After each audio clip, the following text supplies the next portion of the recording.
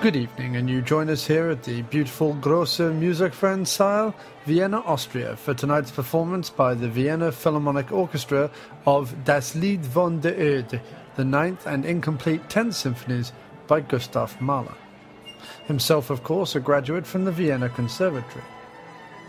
Tonight's performance has attracted many visiting foreign dignitaries. I can see Nettie Heldminer, the German minister, for rubbing it about a bit, and over there in the royal box, of course, that's Hep Thurbmeingruber, Prince of Liechtenstein and possessor of the Guinness World Record for strangest tongue. The audience are in for a real treat tonight because conducting the Vienna Philharmonic is none other than the renowned Matteo von Hummel, and first violin is Clemens Flair.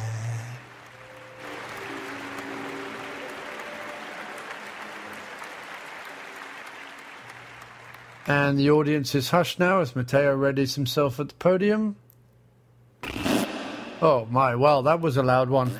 Herr Hummel is, of course, known as one of the flatulent masters of Viennese music. This really is quite a special experience for all concerned. It recalls Herbert von Karajan's anal outburst in 1936 in the Theater Aachen. The wind section are really earning their name this evening.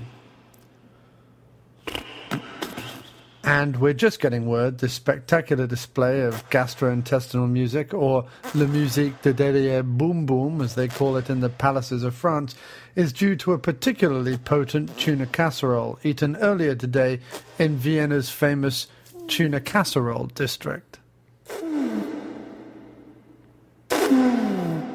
And it's this sort of colonic prowess that is the reason the front three rows here at the Grosse Musikvereinssaal are equipped with underseat protective clothing and face gear. Herr Hummel is grasping onto the podium now.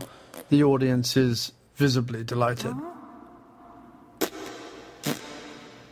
He once did this for 39 straight minutes before a performance of Brahms' A German Requiem in Stuttgart in '87.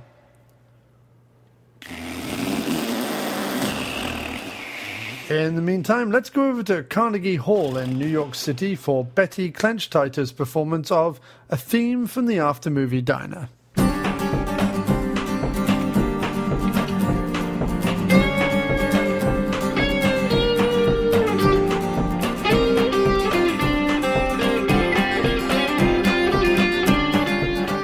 Before we start the diner discussion this week, I just wanted to play this message from Matt Beckett, the wonderful Matt Beckett, who sent it through last week just after our 4th anniversary show. It's a fantastic voicemail. I do urge everyone, if you want to send in a voicemail, go to speakpipe.com/aftermoviediner or call us at 347-669-0053. That's speakpipe.com/aftermoviediner or call us at 347-669-0053. Say anything, do anything, let's play it on the show. It would be fun to hear from everybody. I keep having to remind people to contact the show, but it is fantastic when you do. Aftermoviediner@gmail.com and all that good stuff. So here's Matt Beckett's voicemail, and then we will trundle on down to the diner. Hello, John. Matt Beckett here. Just calling in to offer a belated but heartfelt congratulations on the 4th anniversary of the After Movie Diner. In the movie podcast world, where shows often have me rolling my eyes exclaiming, no, no, no, it's great to have a podcast like last week's episode that so emphatically does the opposite. Yes, to your eclectic selection of movies, which means that your audience is regularly surprised by the genre of each week's choice. Yes, to the buzz that I get every time a new episode drops and I hear the opening bars of the diner theme.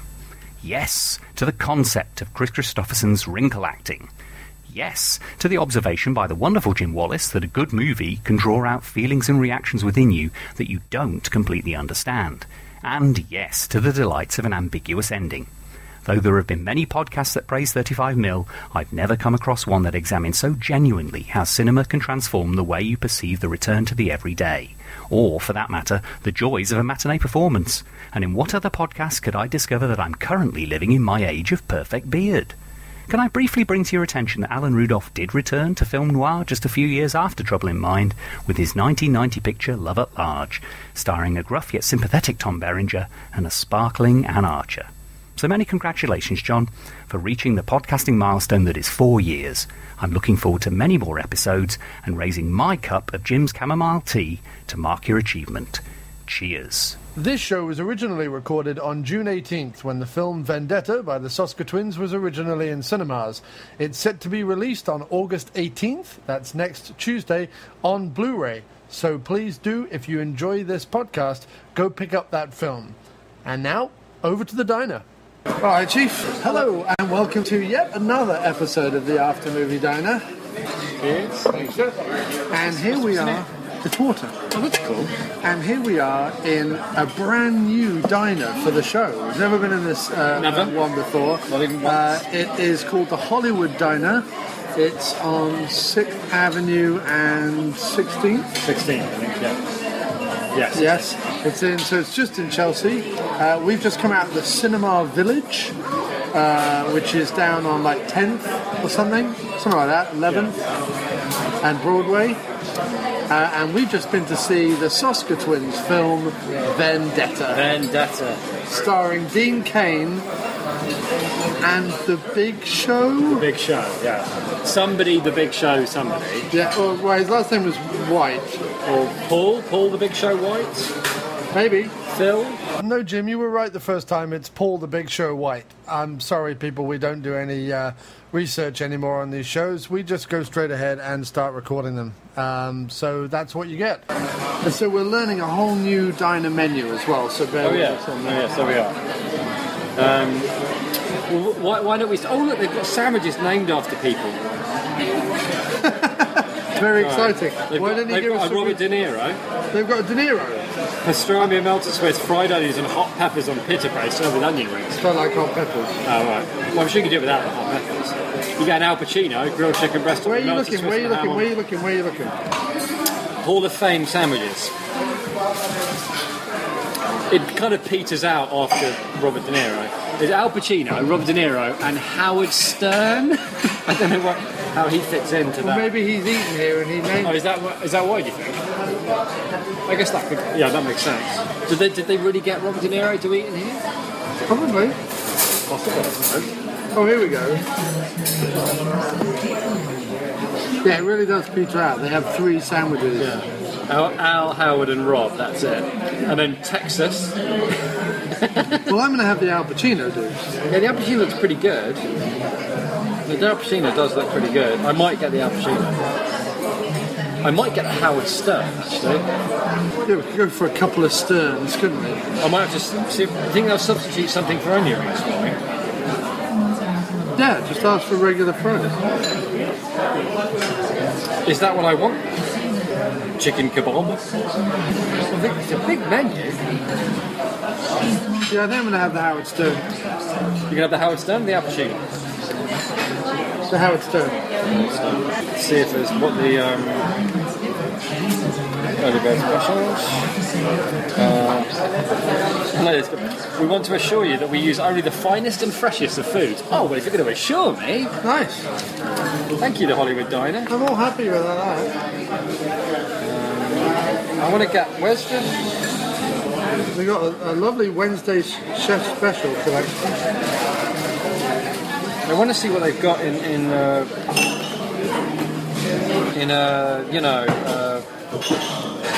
something that isn't onion rings, basically. Is it just going to be fries, or are they like curly fries, or... Oh, you want to see what their sides are? Yes. I can't find their sides.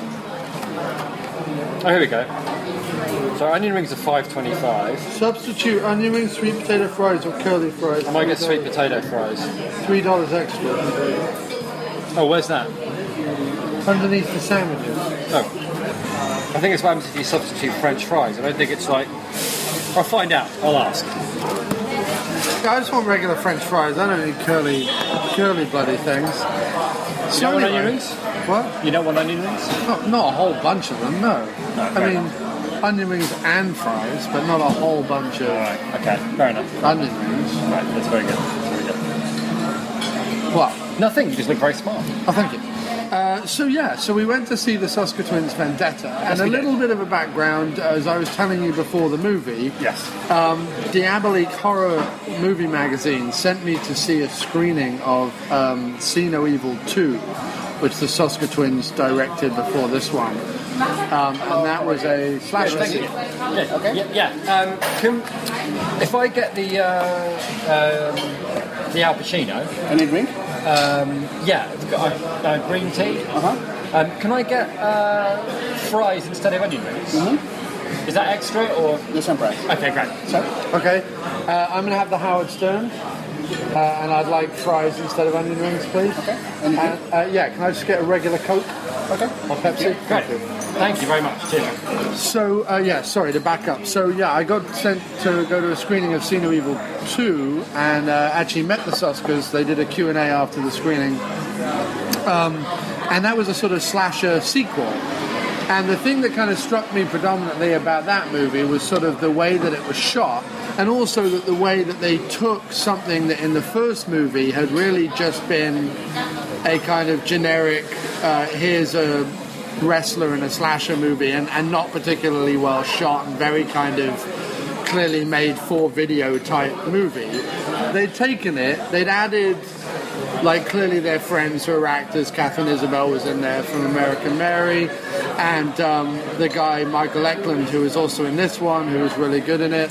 And they brought on their DP and everything else, and it was just clear that they had a love of the genre, but also that they could shoot the hell out of it. Like they just knew how to shoot it. So that kind of struck me that you could take this sort of, even within horror circles, this basement aspect of the horror genre, the slasher, and actually they started to do something with the character and actually sort of make it the main slasher killer, and actually do something sort of Jason-esque with it or Michael Myers-esque with it, which was really good. It's what the first one lacked. So then I went back and I watched American Mary and Dead Hooker in a Trunk, both of which are very, very different films. And it was American Mary that really, really jumped out at me as being a sort of, if there's one movie that's going to define me, probably until they do a much, much bigger budget movie, even if they do that, American Mary will be the movie that defines it, because it's just so different in the way that it's not necessarily a horror, it's kind of a thriller, there's kind of action in it, there is some horror in it, it's not quite like body mutilation, but there's that aspect to it, but it also treats the whole piercings, body mod, that kind of crowd with complete sort of like respect and dignity, and doesn't sort of condemn it or laugh at it or look at it.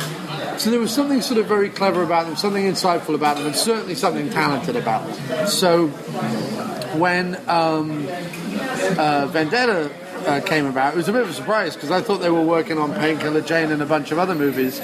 So it was a bit of a surprise that they'd kind of then snuck in this sort of revenge action movie in a prison type thing sort of in their schedule, because they've been very, very busy. But I also really appreciate the fact that they're clearly using their good graces with WWE, the wrestling organization, who also now produce movies, to sort of try different genres and try different things, all very much in a sort of low budget shot for video. I don't think it was shot on video, maybe it was, but shot for video type realm, or shot for streaming.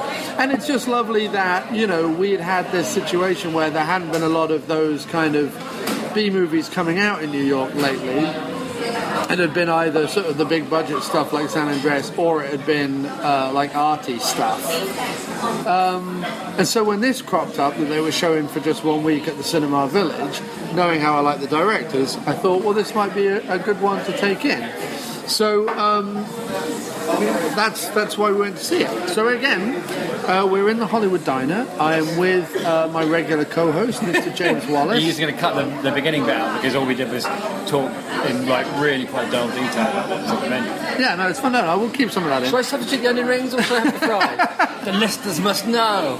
They must know. We both substituted for fries, because onion rings, while I like maybe 1 or 2 onion rings. An entire basket of very such partial would be too much. They'll be on me. So, James, why don't you, seeing as you were new to the Soskas and new to WWE filmmaking,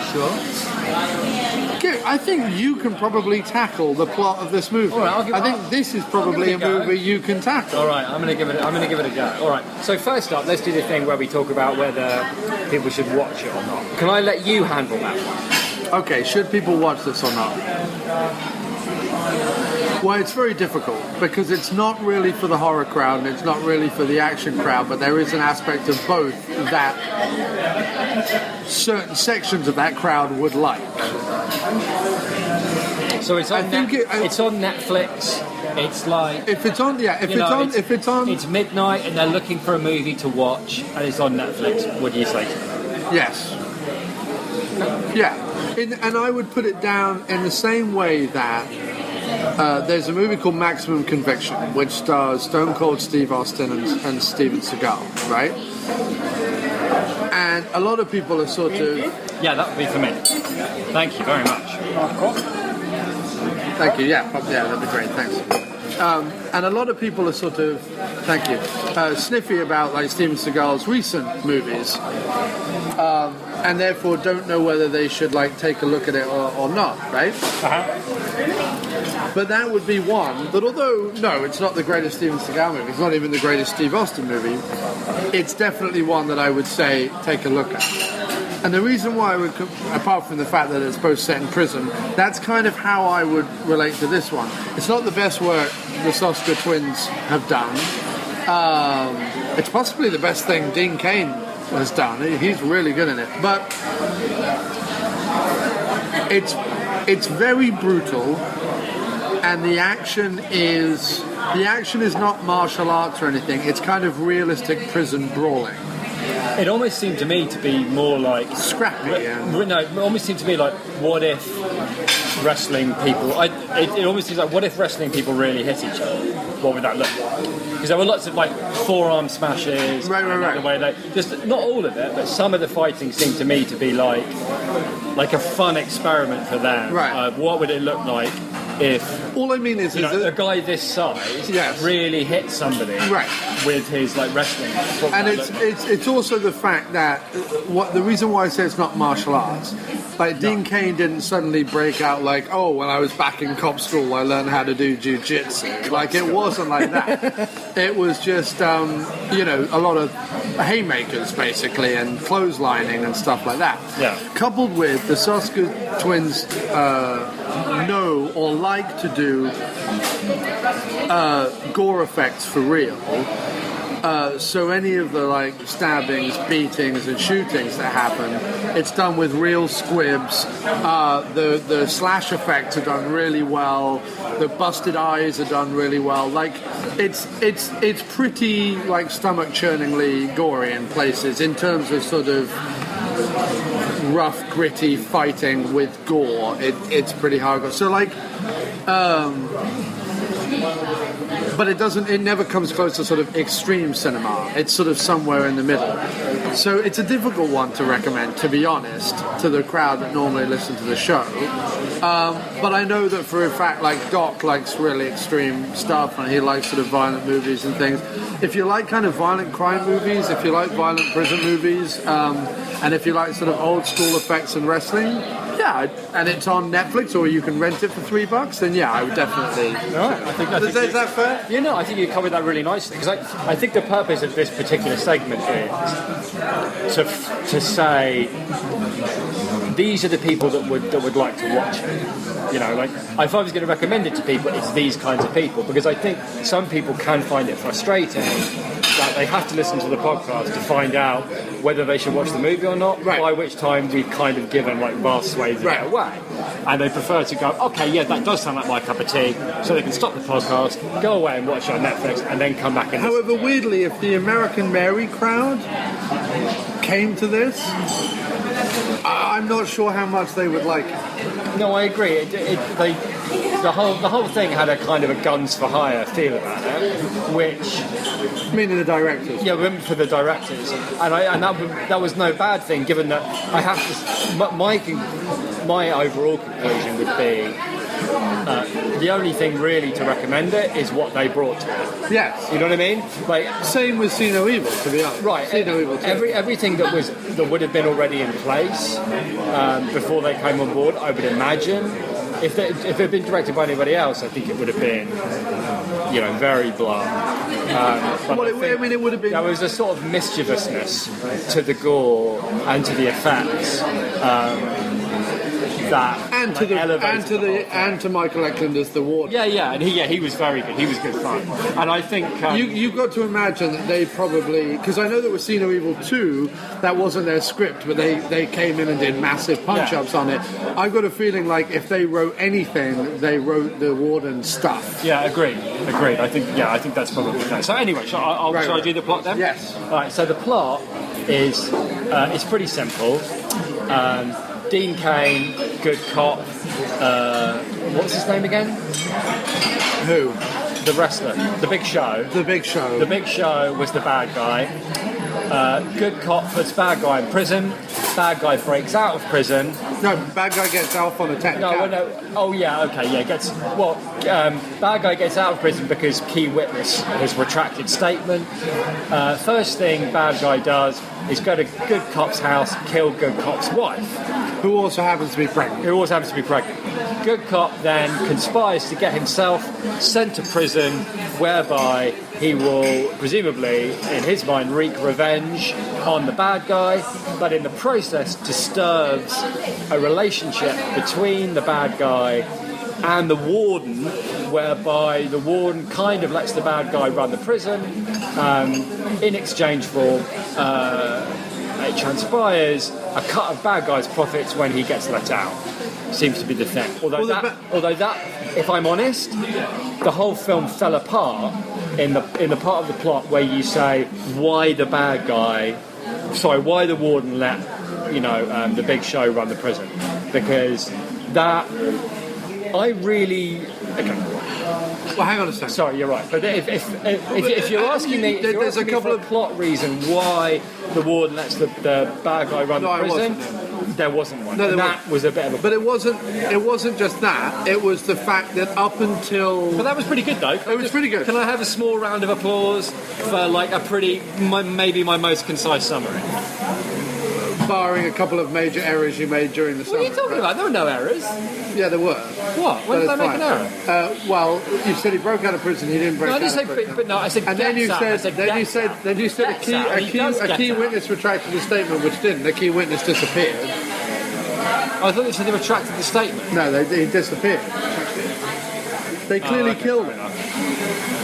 And what happened was... It's not a major error. No. And also what happened was, for Dean Cain to get into that prison, right, he killed the brother. That's also important. And the reason why it's important is, it's not just that Big Show runs the prison, it's the fact that Big Show has been running not only the prison, but also his business outside. Okay. And he's been running his business outside through the brother and a series of renter goons, right? Yeah, because there is a very good line. There is a very good line, to be fair, where the reason why that whole part doesn't make sense is it doesn't come until later. But you're right, because one of the prison guards says to Dean Cain, he prefers it in here. It's a fortress. Right. He gets to run things outside. He gets to run things inside. He's untouchable in here. He has go-betweens. Which made sense. And he has the two go-betweens. Right. And the guy who ruffles people up in prison and the guy who goes and talks people into... Yeah, and that all made sense. You're right. Him being in prison, him running it, and the warden letting him run the prison all made sense. But there came a point in the plot... Because the warden could slink around in a hipster suit with his head bobbing down. Being really cool. Being kind of Crispin Glover-ish. It did lose us. Both of us, about 3/4 of the way through, when the warden said, I let Dean Cain in because I want to wreak revenge upon you. No. What lost me was the fact that in the middle act of the movie, right, and this is always going to be the problem, right? If you have a situation where you get Dean Cain into prison in the beginning of your second act of your movie, right, but you know that he's not going to face off with the enormous giant of a man, the house of a man, Right? I can't believe how big he is. He's like two rocks. He's like two Dwayne Rock Johnsons on top of each other. It's like if Dwayne Johnson had a nightmare about his doppelganger coming after him, like in some kind of crazy parallel universe, and he was like the Rock squared, who could even take the Rock down. He's like Stone Cold. He's like Stone Cold Steve Austin, and the Rock had a baby. Yeah, he's like a 7 foot tall Stone Cold Steve Austin. Yeah, you know, he's like if you were making a fantasy series where Stone Cold Steve Austin was playing a giant, and they CGI'd like a giant version of Steve. You go, that's not realistic. Yeah, it's too big. It would look like The Big Show. So anyway, the problem you have with the movie is you get it. It's very economical. The beginning of it. Yeah, in other words, that's true, and I like that about it. Me too. But it's done in a series of scenes where we establish he's a good cop. Yeah. He took these people down. Yeah. Here's his partner, who he trusts beyond everyone else because he's a good cop too. Mm-hmm. Here's his wife. They're trying for a baby. Wife gets pregnant. Wife gets killed. He kills the brother, gets into prison. That's all done. Agreed. Box of chocolates for the economy. Yeah. No question. Boom, boom, boom. But what I'm saying is, by having an economic first act, and having really the second act be the most of the movie, because the third act, again, is very short and economical. It's basically the prison riot at the end. Right. The second act then has to do this, like, well, what do we do with everyone, okay? We can't have him fight the Big Show over and over again, because the Big Show would just fucking eat him alive, right? So you have to have this situation where in the prison, he has to start making a name for himself, right? So you have to have this thing where the Big Show sends a couple of people after him. He gets beaten up while he's lying in the hospital bed. He's like, right, I'm not going to do this anymore. I've got to, like, take the fight to them, right? So then he takes the fight to them. Then he goes, your man, the warden, who he knows because he used to be on the police force with him, says, like, oh, the Big Show's not the only story in here, look out for the warden, basically, right? So then you have then your middle act becomes Dean Cain fights with low on the totem pole goons in prison who were first sent after him. The three guys that tried to kill him at the beginning. Who he either kills and or maims and or both. Then cut to the warden talking to Dean Cain, and then the warden talking to Big Show, trying to play. Oh, Appuccino, that's me.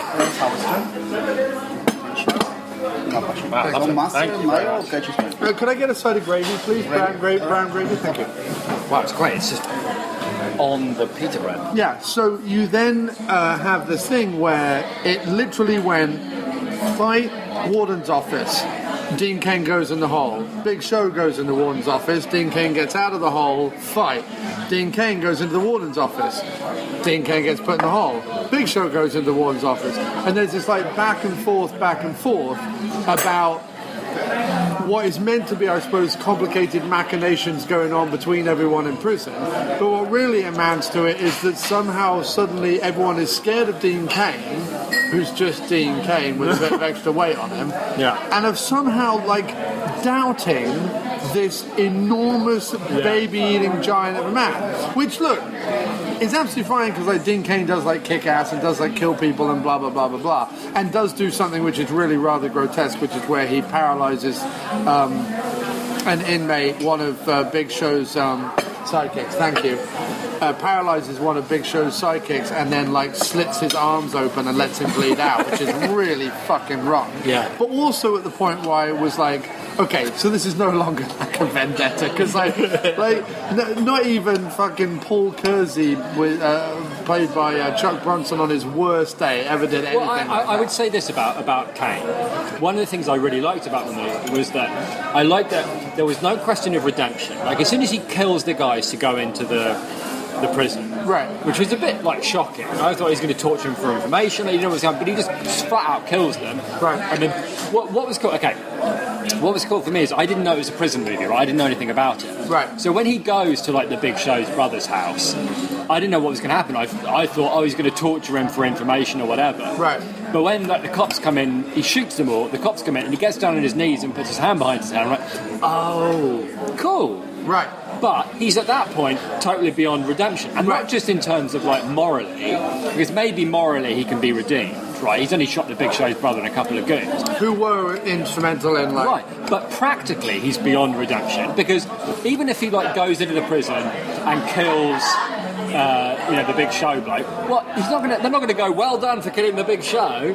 He's not like an innocent man who has to, like, he's gonna stay in prison afterwards. He killed 3 guys. Right. He's never getting out. Right. So that's kind of interesting. So what they do is they then play that out and be like, well, he essentially, and that's one of the best lines of the movie was like when his warden chappie said something to him like. No, it wasn't the warden chap. It was a different warden chappie.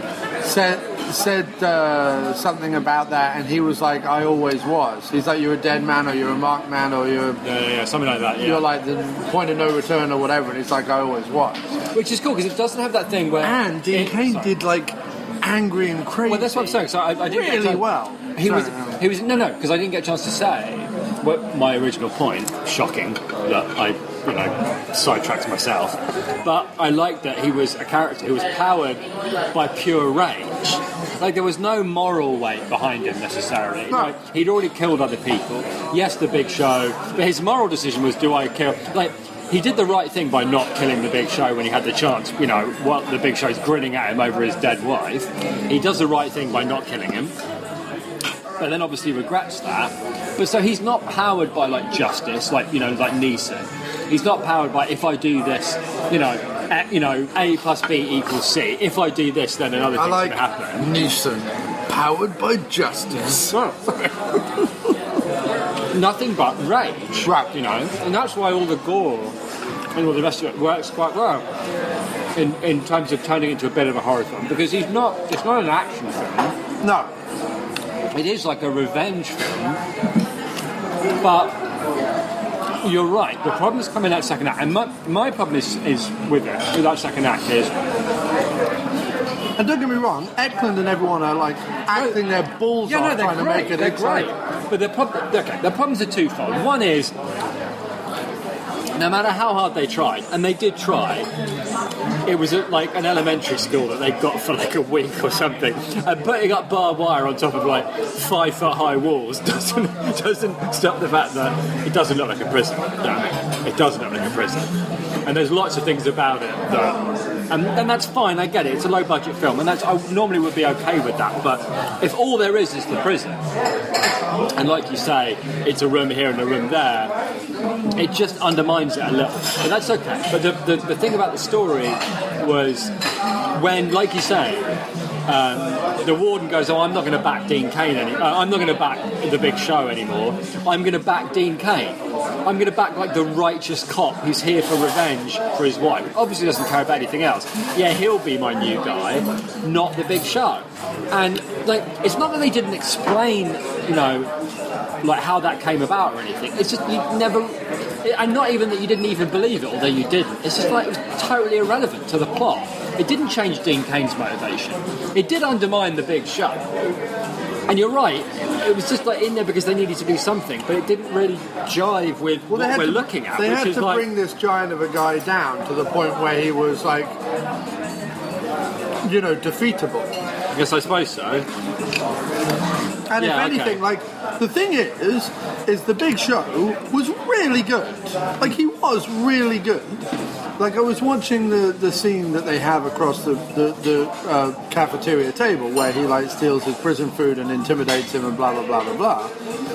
And, like, his facial mannerisms, the fact he doesn't blink, like, he really holds the frame. Like, he's very captivating. There was a nice bit in that sequence, which, again, was, like, obviously from the directors, where the Big Show's spooning Dean Cain's food into his mouth and, like, wrecking his plate, like you do. Any other movie, when the Big Show gets up to leave, Dean Cain would, like, push the tray away in disgust. You know what I mean? That kind of thing, that scene. But instead, he just keeps eating the food. Yeah. Like the smushed up like bits and you're thinking he doesn't even give a shit about anything. Right. And there was really well, there was a couple of really good bits. Like I loved the bit at the beginning during the sort of almost like pre-credit, although it wasn't pre-credit, but like the sort of early action sequence basically where they take down what would be the end of any other movie. Yeah.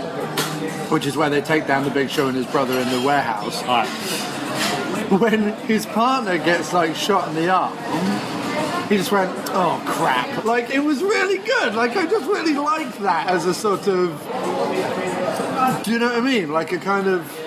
It was the same sense of humour that at the end in The Riot, Dean Cain punches one guy, he spins round 8 times in the air, the guy he punches, and there's the sound effect that they use in, like they must have ripped it off a kung fu movie or something like that. Ah!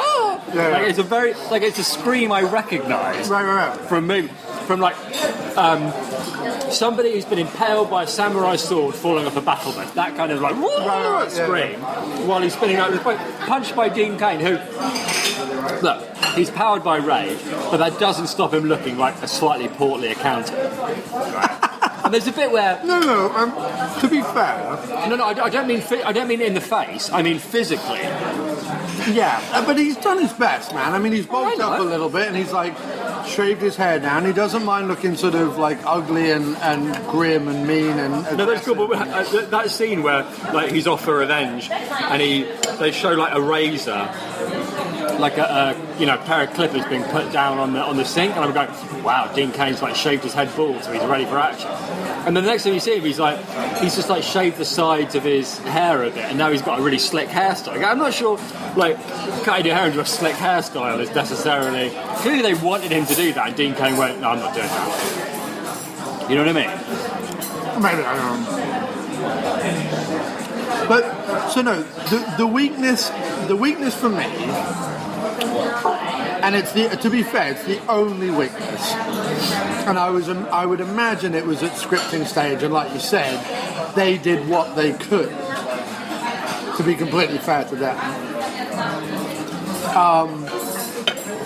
is the whole second act of like playing people off against each other. Yeah, it didn't work. And this whole like intrinsic nest of vipers in the prison. None of it didn't really ring true. Really You're right. makes a lot of sense. Because that's the point. Is like the warden keeps letting this like huge mountain into his office and going, oh, I think I'm going to fuck you over. Don't tell him that to his face. Just do it. Right. Don't tell him to his face when you're alone with him in the office, or he'll eat your teeth. Right. You know. He'll reach in, tear your skull out from inside your head and eat it. And he'd need like 7, maybe 8 seconds to do it. But the things I really loved about it, because really, honestly, I can't even think off the top of my head what I would do if I had to fill 30 minutes in the middle of a movie with just Dean Cain and him in prison. Like, at least they gave us some interesting fight scenes, some interesting death scenes, some good special effects, and Dean Cain like being genuinely like grim and menacing. So at least that was all going well. Also, for what is essentially, like we said, a Netflix movie or a video, what would have been back in the day a video rental movie, quite honestly, it's shot bloody well. There were a couple of sequences in there that look really spanky.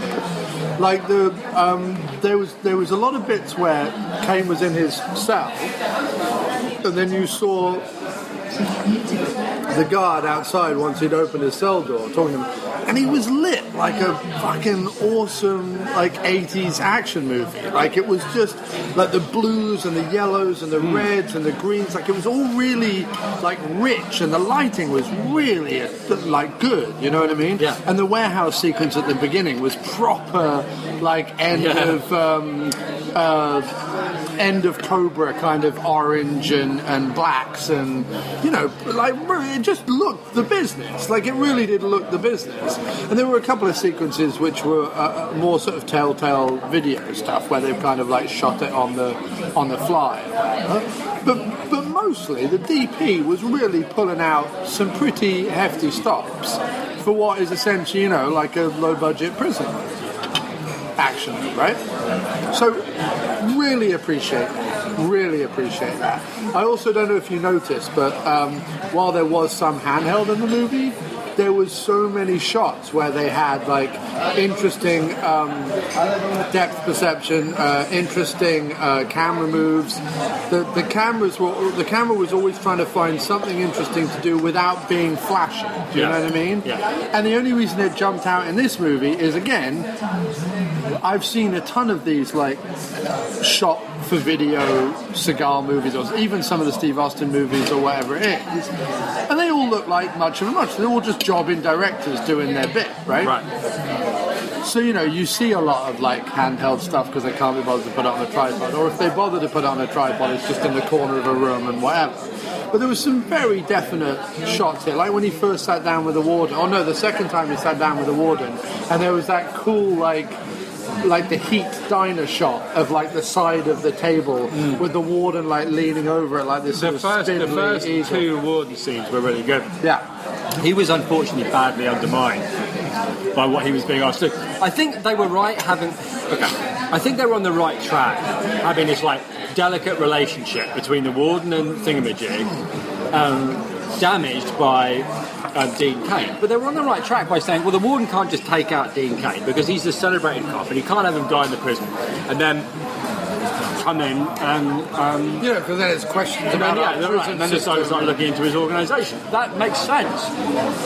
So then you have a thing where Dean Cain keeps taking out his man or undermining him or whatever, making him more and more angry, because I think that would have been the thing. It could have been like a gentle crescendo of making him more and more angry, and he didn't need to undermine him, because it wasn't realistic to kind of undermine somebody that looks like a walking building. Right. Right, you can't undermine him, he'll just fall on top of you, right? So what you do is you make him more and more angry and have the warden say, no, you can't do it, you can't touch him, and he's not bringing the organisation, they're still working, we're still bringing in money, alright, he's taken out a couple of your flunkies, but who gives a shit, right? Okay, I'm going to keep him in control and have the warden try and keep him under control, and then you kind of have Dean Cain trying to deal with the warden, and then it's all about keeping the Big Show and Dean Cain apart, right? That's the whole second act. You've got to keep them apart. And I so quite like Dean Cain and the warden. I quite like the fact that Dean Cain, in his attempt to retain his humanity, even was able to link the warden to the fact that his wife died. So he was still trying to maintain I'm still doing this as a sort of just vendetta, so I'm going to tie the warden in, and I'm going to tie his flunkies in, because this is all one big thing, right? And therefore it all links back to the death of my wife and blah, blah, Which is good, but actually that could have been, because you're right, but you know what? I hadn't really thought of it in that way, and I think you're right. I think it could have been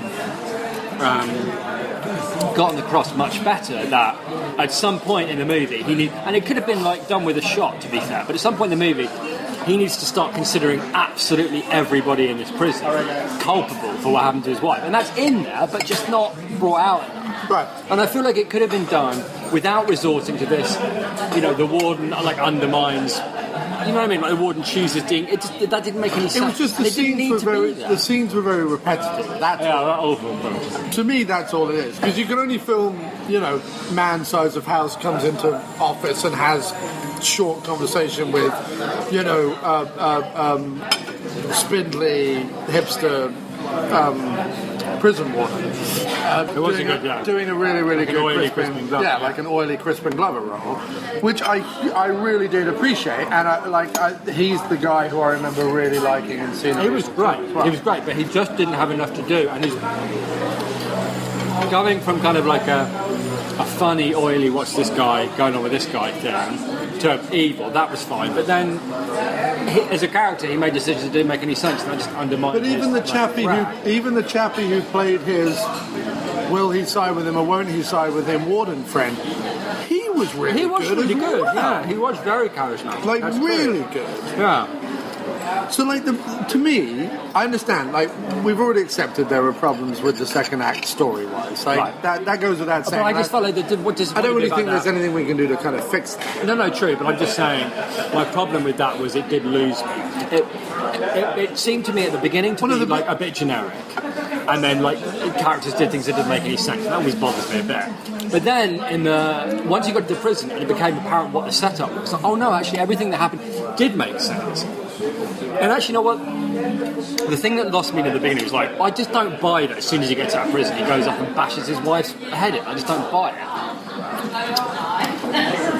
And I thought, oh no, that makes sense that he wanted to do it because he wanted to get sent back to prison where he's safe and where he can run his organisation. But then it became apparent that wasn't the deal. Anyway, it was all a bit complicated, and it just lost me. And once a movie loses you, it's very difficult to get you back.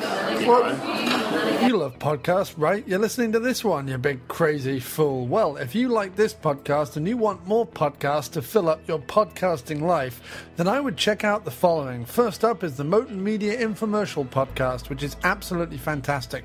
Moten Media is Matt Farley, creator of thousands and thousands and thousands of songs, as well as several movies, and he does road trips and he talks to other local legends and all sorts of things in the neighborhood. He is the man. Listen to the Moten Media Infomercial Podcast on iTunes or over at moternmedia.com. That's MOTERN Media Infomercial Podcast. Go check it out. It's phenomenal.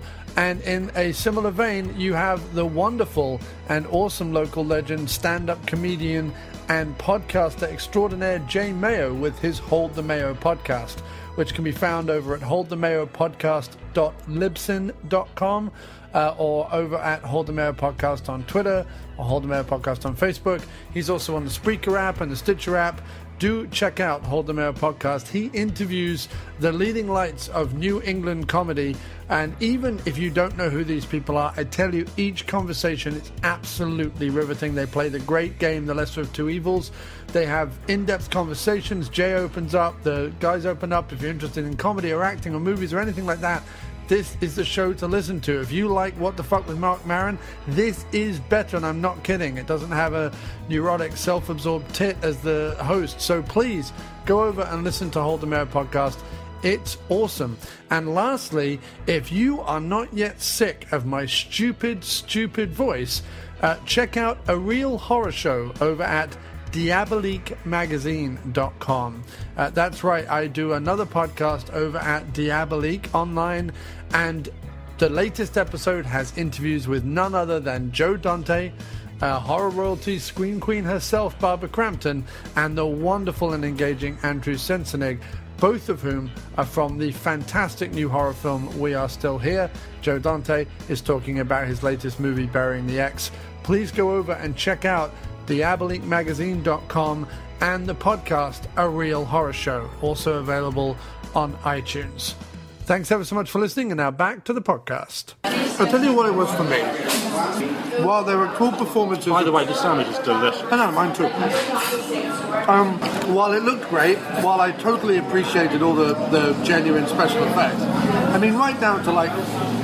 after he gets beaten up the first time and he was lying in the hospital bed, that gash above his eye with the stitches in it looked really good. But I was watching it more on a filmic level, like enjoying the way it was lit, enjoying the performances, enjoying the effects, enjoying the bloodletting, the fact that there were squibs going off everywhere, because I love squibs. Like, I really miss squibs from like action movies, so I loved all that. I even loved like the cod thing of when he shot the brother once, like the brother couldn't get up. You know what I mean? Like, which used to happen in movies all the time. Like, people would be shot once and be like, "Oh, I can't now move any bit of my body." Like, but it was I enjoyed it, you know. And I really enjoyed when he got like shot in the head and the way he just boom, and that was it. That was really well done. But I have to say, the thing that really lost me, and then I have to say that even from the beginning, I'm not like engrossed in sort of any of the people. I'm enjoying their performances, and I thought actually the Dean Cain and the wife scene, that was very sweet. Yeah, as well. that was quite realistic. Done very realistic. And she wasn't what I liked about the wife was she wasn't the usual like CBS procedural like I've got a pretty face and absolutely nothing going on behind the eyes kind of thing. She was like a normal looking woman. And obviously a really good actress, because they did have like a proper chemistry together. Right, and the fact that she said like, everyone suggested I read this book, but it's horrible. You know, maybe there's something wrong with me. Like, that's the kind of woman we would want to be with. Like, we would want to be with someone who doesn't want to read 50 Shades of Grey. She's just saying, fuck 50 Shades of Grey. I'd rather read something cool or whatever, different or whatever. So, but after she died, I have to say I didn't really get involved with any of like I didn't. You're right. I didn't think about her again. I didn't get absorbed into the movie, so except on its filmic level. So No, that's a fact. When all the back and forth and the twisting nest of vipers and blah blah blah blah blah was going on in the prison, ultimately I just didn't care. Ultimately I was just like, so what's going to happen next? So that's the biggest problem with it. But then also, like, it is just WWE have cornered the market in genre filmmaking for the Netflix straight-to-video crowd, more or less. And the fact that stuff like this gets screened at all, and the fact that, the Soska Twins can really kind of carve this career of themselves and making sort of little interesting genre picks. Not every one of them has to be a success. They just have to be interesting. And if anything, this was interesting. If you put this up against pick someone like D.B. Sweeney or someone shows up in I'm a lawyer wrongfully convicted prison movie or something, it wouldn't be as well shot, it wouldn't be as interestingly made, it wouldn't be as interestingly acted, like there wouldn't be the quirks to it. It would just be a generic kind of move. So I appreciated this film on the fact that it transcended its generic trappings. Agreed. On a filming level, but not on a scripting, plotting level at any point. No, I agree. I think the problem with it was an interesting setup, and it's the kind of the thing that if it had been made in Hollywood, like outside of the WWE, whatever, if it had been made in Hollywood, they would have given a script to somebody and they would have punched up that second act. Right. And I think they would have changed it. And I think if it had been because there were very little of like Dean Cain being a great detective thing going on. He just hit people with sinks, Right. And when people hit him, it didn't really seem to affect him. Which is fine, but I like that it ended in a riot, though. I like that it just ended in a sort of mad. That was cool, especially how he started. Right, that was very cool. I just think, he could have used. It could have been a bit more like. Obviously, he's not going to be. It would have been nice if obviously he's not going to beat the Big Show in a. Still going on about the plot, dude. No, I'm just saying. No, I understand it bothers you, but I'm just. Yeah, but it's right for it to bother me. I'm not saying it isn't. I'm just. What I'm saying is, if they had, it would have been nicer if they'd used the fact that he was a detective, used his brains to undermine, to get up all in the Big Show's face. Yeah, but that's not the. You what? They're also making this for people who like wrestling. I don't mean that in a... That comes across as snobby. I don't mean it in a snobby way. No, I don't mean like twisty-turny, complicated thriller. I just mean using his brains to, to make the Big Show angry. I just think that would have worked better. To undermine the warden's defence of it. I think, bearing in mind that we can't do anything with the script, I just think that, and this is probably a budgetary thing, but had the conversations taken place in more scenarios, because once he had the conversation with the Big Show up by the bleachers or whatever it was, and when he had the conversation with Dean Cain in the hall, I was like, oh, this is a change of scenery. Those two conversations could have easily again taken place in his office, but I figure they probably by then they were like, oh my god, we've had 3 or 4 scenes in his office, we need to get out. So I just think imagine if one of those conversations the warden had come by his cell at night, right, while he was awake and his mate was asleep, and kind of hissed at him through the bars of his gate and made these things, because there's a way to cover up those kind of glaring plot errors by kind of dousing a bit of movie magic on it, you know what I mean? And I just think some of those middle scenes where it was people come into office, go out of office, blah blah blah blah, just lacked that. That's all I mean. No, I agree with you. I think you're right. I think it could have come. It's just sometimes when there's a problem with a movie because of its plot, because of its story, it's an interesting exercise to me and for me to think, well, how would I have fixed it? What would I have done to fix it? And I'm not saying, oh, well, they got it wrong, they should have done it like this, because it may well have been that wouldn't work either. But given their worthy second actors, it's interesting to think, well, okay, given these are the characters, this is the setup, and this is where they've got to. What was it that I didn't like, and how could it have been done differently without altering like the mood or the theme or whatever? Not like, well, if Dean Cain had invented, time travel and gone back in time and befriended H.G. Wells or whatever, that would have been something different, possibly better, but there wouldn't really have been their movie. But I feel like. So what did you like about it? I liked that Dean Cain was powered by pure rage. I thought that was cool. I liked that they were obviously having like mischievous fun with the gore. I liked. You're right. I liked all the acting. In fact, like not just pretty much everybody in the movie. Really good. His underlings. The two guys were really, really good, really charismatic. The warden was really good.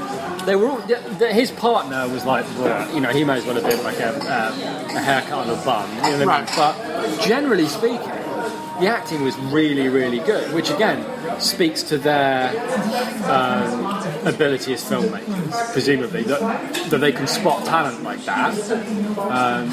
And I think the problem with the script has got nothing to do with that. I think that's the script they had. And they obviously didn't have much time. They were given a location. This is what I think. I think they were given a very small budget. They were given the big show. And that location and this script is what they were given. And I think everything else was there. And I don't think they had time to fix the problems with the script. Because if you're saying they're like working on 4 or 5 different projects, pretty much at the same time, which suggests they thought about this, alright, well, it's probably going to get a cinematic release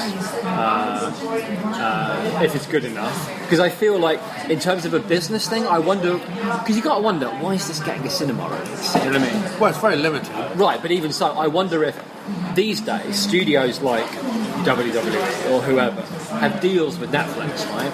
And their deal is not selling things on a film-by-film basis. It will be, you give us 5 million or whatever, and we'll deliver you 10 movies a year. And I'm betting that a part of that would have been 2 of which will be cinematic releases. So it's not just all straight to video stuff. It'll be like a couple of cinema releases. Like that one that they did with The Rock and Shawn Michael Scott, the Welcome to the Jungle or whatever it's called. Things like that. It's like you'll get. So I'm wondering whether this got like a limited New York cinematic release to kind of give it something in a business deal. Because obviously, if you're Netflix, you're not going to pay just for like 10 straight-to-video movies starring, Arthur B. Sandwich, like the little-known wrestler from, Arkansas or whatever. They're going to want, like, we want at least 2 or 3. Arthur B. Sandwich a little-known wrestler from Arkansas? He is, yeah. And what's his famous move? His famous move is the hold the mayo. Nice. Where he... Shout out to J Mayo from the whole. He cut in the middle of a violent move while they're reeling. He cuts their balls and says the word "mother" into their ear, and it like flips their subconscious upside down. Wow, that's a very in-depth, some may say, violent and life-altering move right there. For what is essentially a calm little wrestler from Arkansas called Arthur B. Sandwich. Right, well there you go. Is D.B. Sweeney really a thing, or did I just make that up? It sounds like a thing. He was a person, wasn't he? He was an actor. Wasn't he in Memphis Belle or something? Or am I thinking of someone else? Yeah, no, I think you're right. I think he was in Memphis Belle. Yeah. Anyway, so... Sorry. I don't know. Hypothetically speaking, I don't know. I just think occasionally these things that are shot for video or shot for sell-through or whatever, occasionally like eke out into cinema markets on like little indie screens when they need we need a movie for a week to hold, so we'll just throw it up here. I think honestly it's going to be a business thing. Okay, well look, but it doesn't really matter. But I'm just saying that. So I think, but I'm sorry. Actually, my wider point was that's great as far as I'm concerned. Me too. If Netflix are making people put movies like this in the cinema. But it wasn't Netflix. Lionsgate bought this and distributed it. Lionsgate bought and distributed it through WWE, and Lionsgate, even with the Statham ones and some of the other ones, throw them out onto cinema screens for a week. They do that with a lot of them. Oh, so maybe that's it. Maybe it's a Lionsgate thing. Yeah, okay. Yeah, it could well be. Now, I think then Lionsgate probably have deals with Hulu and Netflix and blah, blah, blah, blah, blah. Because like the Statham ones, which I know Lionsgate distribute, they squeeze out to Netflix pretty quickly after they've been in the cinema. And they do have a really good turnaround on Blu-ray as well. Like it won't be long and this will be out to buy. You know what I mean? And the thing is that WWE and the Big Show and people like that will have huge built-in audiences. So these movies are always coming out and they always sell. That's true, yeah. They have huge built-in audiences. We're not the audience folks, neither of us kind of grew up watching wrestling. But they have huge. Yeah, you're right. Maybe this is playing on screens in like, I don't know, wherever this big wrestling country. I don't know what that is. Right. That makes sense. I mean, that's the thing about it as well.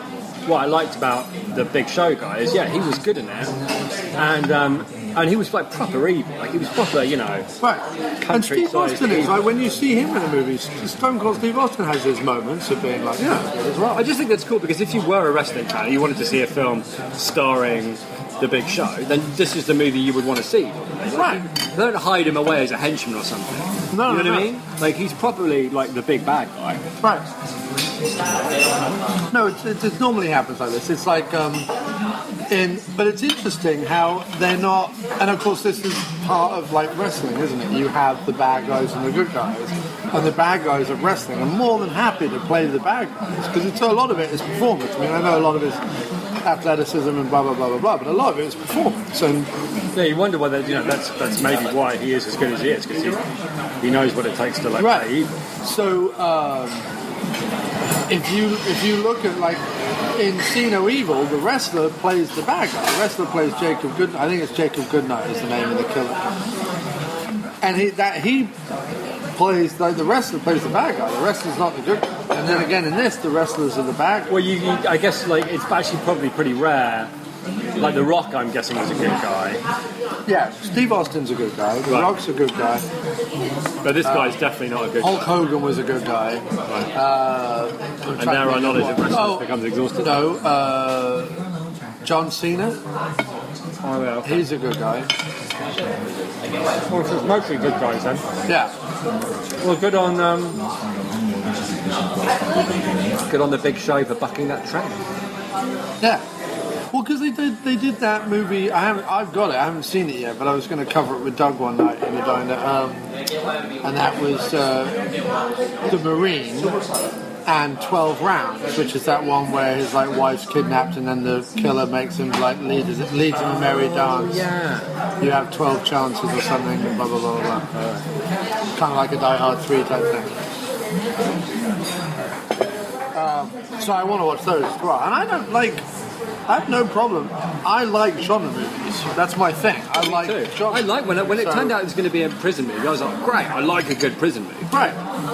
And it was probably like within the prison movie genre. It was it was vicious. It was a vicious movie. It was the fights were, and I obviously there's a lot of wrestling aspects to the fights, but I felt like when it wasn't the wrestlers fighting, when it was Dean Cain and just some lackeys, it felt like proper prison brawling. It wasn't like I say Dean Cain pulling out some kind of move.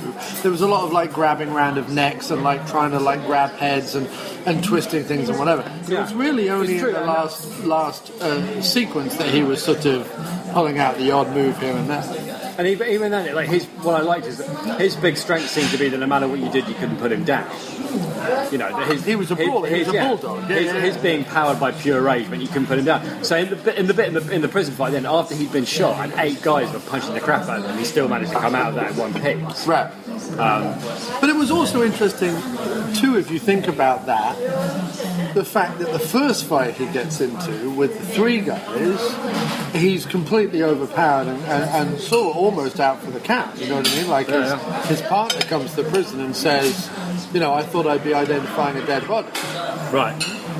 And so there is an arc there that he goes from, you know, maybe slightly naive dude who thinks, oh, I can go into the prison and have my way with the big show, only to find out, well, maybe I can't, you know, maybe this is more hardcore than I thought, to the point at the end, and all we've seen him do is a few like push-ups in the hole when he's in the hole, but by the end he's like kicking ass and taking names. But you've got to build him up to the point where you think he may have a chance against this towering, lumbering tree of a man. Yeah, that's true, I suppose, because that does have to happen. At some point, he does have to face off against him. I mean, I think that the structure of it wasn't half bad. No. Because you're right, they did need to like build him up, and he was like, you know, tested in these scenarios. It's just that you're right. The scenes were too repetitive, and the reasons for the characters doing things.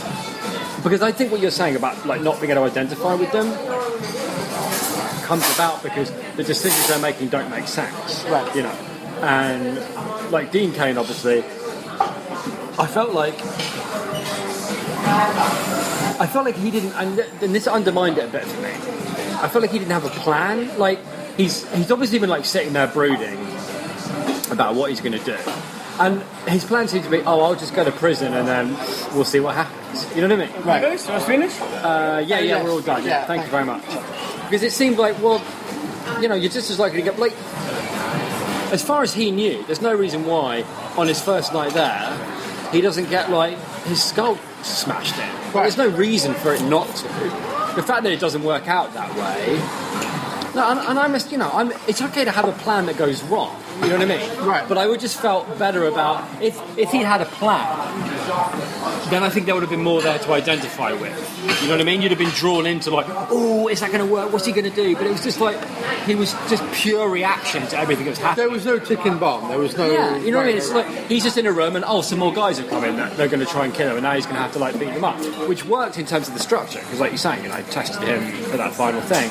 But it's difficult to like care about a guy who doesn't have a plan, and because then because you have to know that he is, because you know in your heart he's going to get to the end to have his face off, right, with the gun. You know he's going to get there, and he kind of has to do something to deserve that, like a little bit more than he did in the movie, you know? Yeah. Because like you're saying, it got to a point where you didn't really identify with any of them, and even the warden lost you, and he was so cool in those like opening couple of scenes. And he still had his moments. But I suppose, okay, would it change? Let me ask you this question. Okay.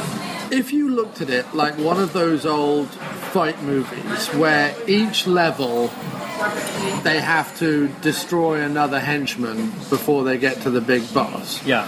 If you looked at it more like that, and less like it even having to have a plot, the fact that they even threw in a plot is kind of just courtesy. Yeah. If you looked at it more like he just had to work his way through henchmen until he got to the big dude, does it work better?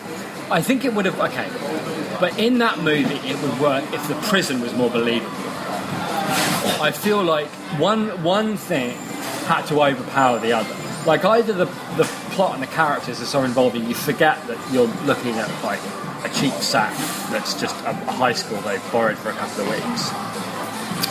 Or you have like a pretty cursory plot with one guy powered by pure rage going after a bad guy within a place that is, you know, a proper prison, like high walls and lots of people, and some idea of this like crazy drama playing out in the middle of like all of these walls and all of these people and all of this other stuff. You're right. You know, that I would have Because the problem is every time he stepped out into the yard, I'm like, why doesn't Big Show just come over and eat his head? And there's only like 11 people in the yard, and that's totally cool. You can, and I think they did their best to overcome the budget limitations, like generally speaking, really well.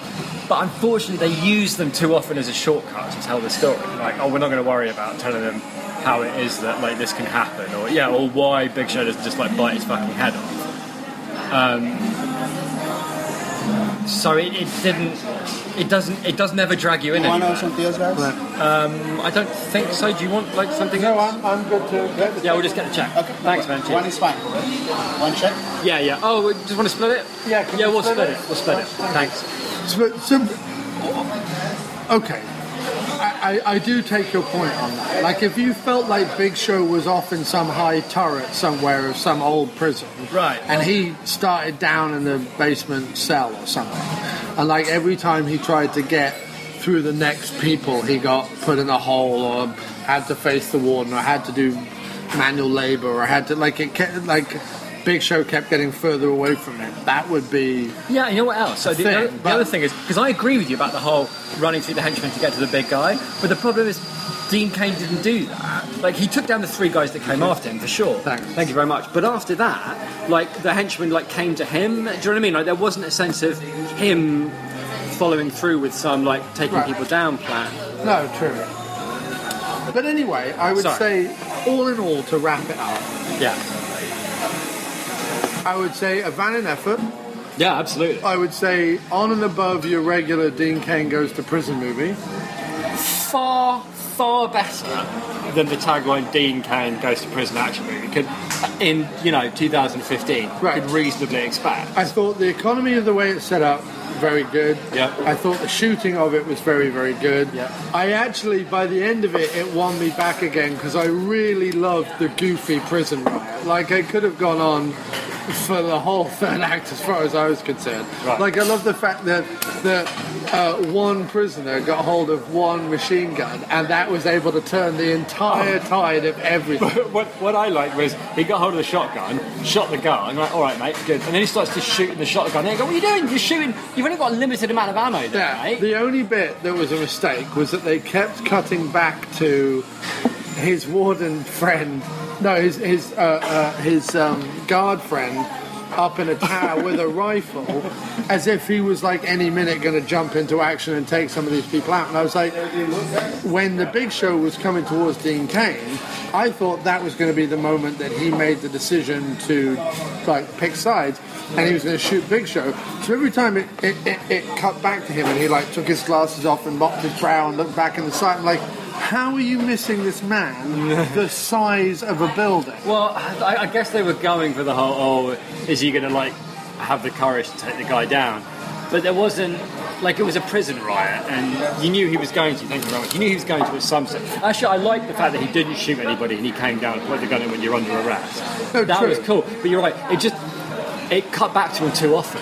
Because you kept being reminded, like, oh, is he going to shoot him? And, like, kind of taken away from, like, the amusing mayhem that was happening. Also a bit like the fact that Dean Cain only pulled out his flick knife at the very end. At the very, very end. Whereas when you have 8 guys coming at you, you may want to get another. You may want to get your flick knife. Although, homemade knuckle dusters, awesome. They were very cool. Awesome. Yeah, there were lots of those. And I really love, like, just the goofy, excessively violent, bloodletting prison riot ending. I love that. Like, if you had to stage like a prison riot in what was clear, like you say, like a high school's playground, right? They did pretty well. No, I like the fact that like it would come back to the Big Show and there'd be like 7 guards on him, and he would like strangle 2 of them. Because at this point, like any realism or anything has gone completely out of the window, and people are just dying left and right. I mean, at the very end of the movie. And also, the weird thing is at the very end of the movie, the guard, who's been, like, ambiguous all along, goes, wow, it looked like it was about time I sided with you. And Dean Cain is literally stood amongst, like, 25 bodies that are dead. Like, everyone is dead. Like, all the guards are dead, all the prisoners are dead. And and what's really odd is the idea that they're going to arrest the warden, and the warden's going to be sent back here, and Dean Cain's going to somehow, like, be the man in the prison who's going to then... So the warden's going to get his comeuppance under Dean Cain anyway. Which, because that's how it ended. It ended with him being like, I'm now the head of the evil prison man, and when you get sent back to me, I'm going to break your other leg and eat your face. Which again, I didn't mind that, because that was basically saying, well, I'm never getting out of here, so I'll see you inside, kind of thing. Even if that doesn't make sense, but if you think about it for more than like 3/4 of a second. Well, none of it made it. No, that's true. So that's mine, the blue is mine. That's yours, guys. I don't know. Thanks so much for that, man. It's very kind of you to be able to do that. It makes everything easier. Put it this way, I didn't regret seeing it. No, me neither. I really enjoyed it very enjoyed much. We didn't talk about the coolest thing about it. Oh, well, what was nearly cool about it? But we were so nearly in an empty cinema. It was just me and you. Yeah. For like the first 5 minutes, or did someone come in like after the movie had started? I feel It was like after the movie had started. it was after the movie started. This old woman came in, and like it's like the horrible bloodletting and gore, and his face is being smashed was happening. I was thinking, like you were, she's in the wrong cinema here. She's in the wrong. Yeah, she just sat and watched that. Yeah, I think she watched the whole thing, she was right? probably reviewing it for something. But it was kind of cool, at least briefly, to be sat there. It was this quite small, like little art house cinema, We were on our just own. you and me watching this crazy. I can make cock gags Cain. loudly. Yeah, you were making big, obscene jokes. You know? I need your pen, you big Oh, pen sorry. hogging. Sorry about that. No, I really enjoyed it. I'm glad it was at the cinema. I'm glad we went to see it. And yeah, it had its problems and it wasn't perfect. But it's so often you see a movie like this where there's nothing like original, nothing fresh, nothing that you could really enjoy. You just sit there being like disappointed and dissatisfied and feeling like, well, I've seen this done before and much better. But there were things that happened in this movie thanks mate. There were things that happened in this movie that I genuinely hadn't seen before, and hadn't been done like that before. And I saw actors I've never seen be really good. And it reminded me of because sometimes you watch a low budget movie and you think, well, what do you expect? They haven't got any money, And then you think about the number of really great low budget films you've seen, like Evil Dead or whatever. Like it can be done. If you've got the right script and the right actors and some imaginative direction, you can turn a pretty dull story into something really great. And they do that. And they very nearly did. And the only thing I was saying about the script was I felt like if this had been if they had more time, like let's say they didn't have a whole bunch of projects going on, they had a bit more money for like pre-production or whatever, and I feel like they had almost none for pre-production. If they had any, I feel like, given the talent they showed in other areas with acting and little lines of dialogue for the ward and all the rest of it, I feel like they probably could have fixed those second act problems given enough time. And then I think it would have been like a solid B, a solid 3.5 star movie. Because there's more than enough interesting stuff going on. Right. It's very difficult for me when a movie loses me. That's kind of it. I find it difficult to engage after that. But for a good 40 minutes, from after the first 15 minutes through to the hour mark, I really enjoyed the shit out of it. Do you like slash movies or don't you? I do like some slash movies. Would you should possibly, if you like that aspect of it, you should, and if you like kind of 80s slash movies, I would suggest watching See No Evil 2. There's some good stuff. Is it on Netflix? I feel like it is, maybe. I don't know, but if it is, watch it. Okay. You don't need to have seen the first one. They basically... No, that's cool. This one basically takes place exactly at the end of the first one, even though it's 5 years later, it does. All you need to know is big guy in mask killed lots of people and is now being brought into hospital, they think, dead. So it's basically Halloween 2. They basically think Michael Myers is dead and okay, well, I'll give it a go. No, because I was certainly impressed enough with what I saw from this movie to want to see other stuff by them. And I wasn't necessarily expecting that. Did you see American Mary? No. No, I didn't. But I do think the fact that there are a couple of, a pair of Canadian sisters directing a movie like this, that's pretty impressive. That's just kind of cool, But it's not, I mean, it should be impressive. It should be... No, I agree, but it's just different. Normal. It's different. And it's definitely cool. They're definitely talented, and they're definitely people that I will definitely watch their next film, because nothing they've done in this takes away from the stuff that I like about them. No, I agree. And I'll be looking forward to seeing their next movie. If I met them and they asked me what I thought to my face, I would say I liked everything that you had to do with it and everything you had control over. The only thing I didn't like about it was the fact that the script fell apart at the end of Act 2, which I can tell wasn't your fault. That's the script you had. You had to do your best with it, and I think they did more than that. I think they did more than could reasonably be expected with that script. And if you were handed this script and Dean Cain, do you know what I mean? Yeah. They did a bang-up job. Yeah, they did. Here's one more question. Seeing as WWE, and there are other production companies out there, Troma and the Full Moon and other things like that are producing these kind of things, and other Lionsgate affiliated companies and stuff like that. When you see that they're clearly like picking up these sort of generic action scripts or generic horror scripts or generic whatever it is, and you know, doing fairly decent work with them, does it ever make you feel like going back into screenwriting and just boshing out a few of these things and like shooting off can I just say one thing on like a buddy cop thing or something? First of all, John needs to send his NASCAR zombie script to somebody. Like, he needs to send it to an agent because it was a really good script. So in terms of like Wallace brothers who should be like writing screenplays, John should be at the top of that list. But for me, I think the problem is that, well, let me answer it in two ways. One, yes, and I'm trying to engage in like projects that I'm passionate about, and I'm doing like a mystery story at the moment. Then I'm polishing up this web series for Giles, and then I'm turning back the first chapter of my horror novel into like a short story. When that's done, yes, I want to write a screenplay. And I want to like put it out there because I haven't ever written really. But like a commercial. Yeah, no, but that's what I want to do. I don't want to do 90-minute. That's what I want to do. I want to do something that I'm passionate about, a movie that I really want to see, and I would want to pick a genre, probably horror, because those are the ones that get made most anyway. And I really like a good horror film. And I also think that horror films can survive on a good idea. Is go through the first 30 seconds of every Netflix movie you can find, write down all the names of the production companies, and just mail the scripts to them.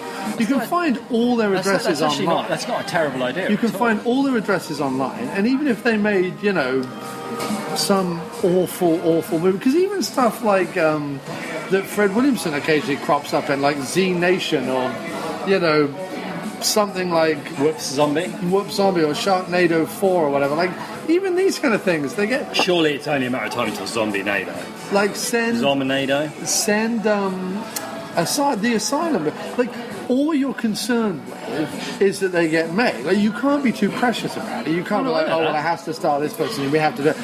Just how cool would it be? It'd be wicked to have like 10 movies that are just utterly bonkers and maybe pretty awful, but that you. Well, see, the idea is, for me doing all these different things, I mean, not that you would ever make a lot of money, but you would make some. No, but see, here's the thing. The idea is, I'm doing all these different things and then sending them out into the world and trying to pick projects that not only that I care about, but that have some chance of succeeding, as opposed to other things I've done that are like, well, that's never going to work. So if I talk to myself now, when I was like 25, going, oh, I know, we'll do this. It's never going to work. No one's ever going to buy that. And then the idea is, if I get any success in any of these areas, I'll keep doing things. And if I get success in the mystery story or the horror film or whatever, like anything at all, then I'll shift all my focus onto just doing that thing. You know what I mean? Like if anything happens with the horror film, I'll just keep writing other horror films. I'm fine with that. My whole plan is to try and turn some of these things into basically a second income. Because you're right, you can't live off this shit. But if you can get like an extra 5 or 10 grand a year by bashing out the occasional script that, you know, we can go and watch, you know, play starring, you know, Dean Cain or whatever, aces, you know, like, that's fine. Because I think you'd be surprised just how many small production companies are out there churning this stuff out. I mean, maybe you wouldn't, because you watch way more Netflix than I do, so maybe you wouldn't be surprised. But I guarantee, if you I think you're right. If you just went to the front half of every single like B-grade movie made in the last 5 years on Netflix, I don't go further back, but anything made in the last 3 or 4 years, so that the companies are still around, because these companies crop up and fall every 5 minutes, and then just Google them. There'll be an address somewhere, even if it's a P.O. box, and just start mailing shit out. No, I think it's a good. It's what I'm going to do with the album. With the album, the plan is to literally Google like music website and just go every single website, find an email address and or a physical address, and just start mailing out things. Because, I mean, if it sells one more copy of the album, brilliant. Yeah. Like, that's all it has to do. By the way, everybody listening, whenever you're buying one of Crossy's albums, you need to buy the album, right? Just flat out buy it. $5, $6, whatever. $4. These 10-track albums are $4 on Bandcamp. As soon as it's done, never listen to it. Stream it from then on. You should, once it's bought, then you should stream it every time you listen to it. Why? Well, because then it's giving you a few extra coins through Spotify, isn't it? Oh, I see. I mean, I think if you stream my album on Spotify, I make 0.01 cent. Yeah, but then every listen helps, is the point, right? Oh, yeah, completely. That's what I'm saying. Like, instead of listening to it, you want to listen to the album. Of course you do. You have ears. Then, stream it. No, all I would say is if you're genuinely thinking of supporting the diner, one or two things. Yep. Become a patron for as low as... Like what I am, even though I'm on the show. Yeah. For as low as $4 a month, really, that's all it would cost you. Yeah. Occasional months, $5, but the most it would ever It's cost $1 a show. Yes, it's $1 a show, but the most it would ever cost you would be $5. And some months we didn't even have shows. So, like, everyone who sponsored me for 2 months didn't have to pay anything at all. That's one way to do it, and that's Patreon. That's patreon.com/aftermoviediner. But if you'd like to get something else other than the podcast for your money and you want to still sponsor the show, go to miscplumbingfixtures.bandcamp.com and get one of the 10-track albums off Bandcamp, because on Bandcamp they're only $4 because I get to set the price. When they go up on iTunes or Amazon, iTunes and Amazon set the price, and I also don't get the full amount. I only get like a cut of that. So, in fact, I probably make about, if you spend $9.99, I probably make $4. Whereas if you buy it on Bandcamp, I think it's 4 out of every 5 albums I sell, I get the full money, and then the 5th album goes to Bandcamp. Because they have, like, you do pay some money to Bandcamp, obviously, so that they can keep doing it, but it's not as much as I would pay to Amazon. So, Bandcamp's the place to be. I set them at $4 for 10 tracks. That's like 20 cents a track. Also, depending on what you're into, like he will pretty much cover anything. If you want funny songs about the movies, there's an album on there for that. There's 4 albums. If you want 4 albums, that. If you want like heartfelt, musical confusion, then at the Catch Up or Don't, See If I Care. If you like musical confusion, no, I mean the music isn't confused. You are, and you're setting your confusion to music.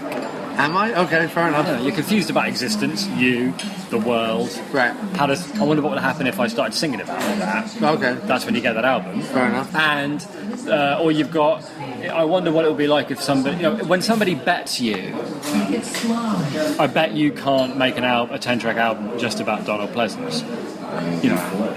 They're fools. Yeah. And the evidence is there in musical black and white. Oh, and I'm more than welcome, by the way, if you want to email us at aftermoviediner@gmail.com, any suggestions for albums, like a 10-track album about Donald Pleasance, email me, and you never know, you might just get it. But I will force you to buy it, and I will know if you bought it or not. Yeah, he keeps a close eye on these things. No, because if you email me, like, Jeff Smith at jeffsmith.com, right. And then the same email doesn't buy the album, then I will know that Jeff Smith bet me I could do. And you know what he'll be? Really sad. Really sad. Really sad. Really sad. Disappointed. Yeah. You don't want that. And with that, let's end the show. Okay, sure. Thanks ever so much, James. Thanks for having me again, man. And I love the fact that, like, I always knew that I could sit through this stuff, but somewhere along the line now you can sit through this stuff. No, I don't mind. No, I love it. I like anything. But I love how you get, like, I love how it doesn't matter if it's this, a Dwayne The Rock Johnson disaster movie, or whether it's, an actual sort of steering in-depth drama. You come at everything the same way, which is the way I am, and I love it. Thanks, man. I really like it. It's a pleasure to be involved. That's why it works. Yes, it does. This whole thing. Anyway, sponsor the show to make the Diner Tour 2016 a reality. I'm coming to a city near you and a diner near you to eat food and talk movies in 2016. So make it reality. Support the show. Sounds good.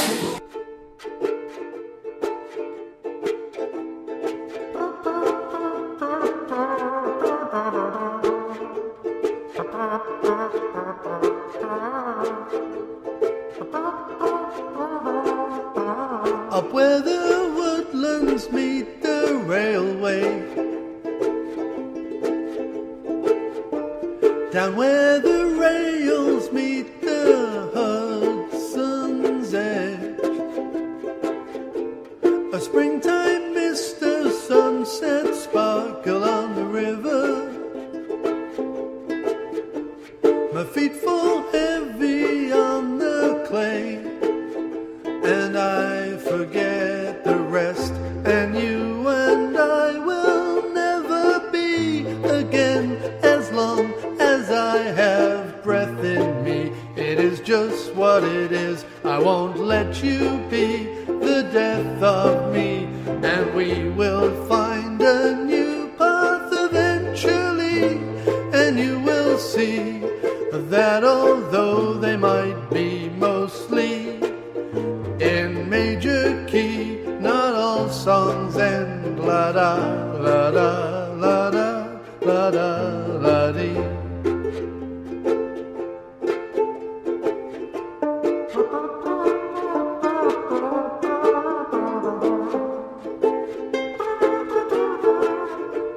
The sound of boots and stone and snow on the blanket by the fireplace is best. The mountains frozen lake, the winter's morning glow. The steam rises high up off my skin, and I forget the rest. No more I'll hear your fake tee as you attempt to humor me. And you don't need to ever see my failed attempts at revelry that always left me wishing desperately that I was somewhere out at sea, embracing someone else pleasantly, and we would be the ones to sing la da la da la da la da la dee.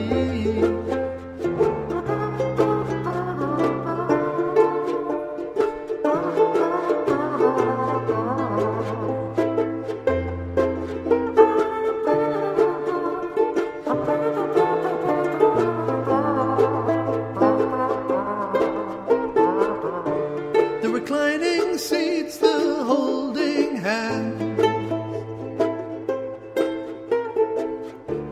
the dusty beam, the hush, the animated crest,